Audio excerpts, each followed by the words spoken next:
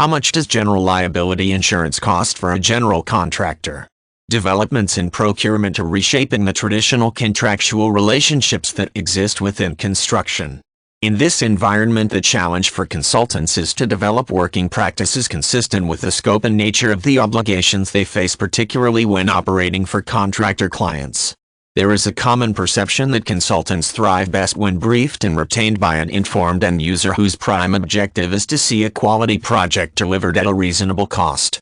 Working for a contractor who has accepted a brief to deliver an end product at a particular cost by a particular time is a different prospect.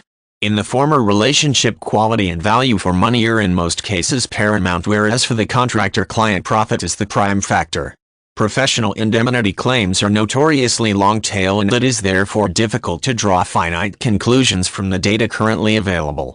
What we do know is that there are firms who notify more claims when appointed under design and build contracts than when they are appointed under traditional contract forms. Equally, however, there are consultants who focus on design and build and have an exceptionally good claims experience. Our experience suggests that there is a distinct change in the nature of risk posed under design and build contracts. Is it achievable as a result of the exercise of reasonable skill and care? An increasingly common source of claims involves contractors seeking to recover costs when a project's finances overrun. In these instances, the extent of services and contractual obligations that the consultant has assumed have a significant influence on how claims are defended and resolved.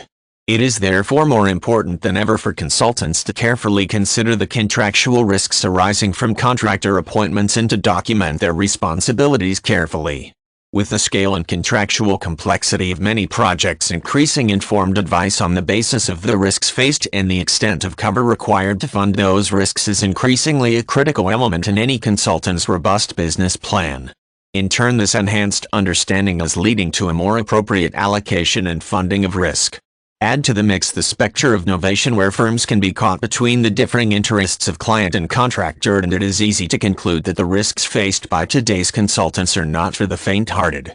However, with a combination of good internal management, controlled innovation, and the right risk and insurance advice, it is possible to establish and maintain a positive position.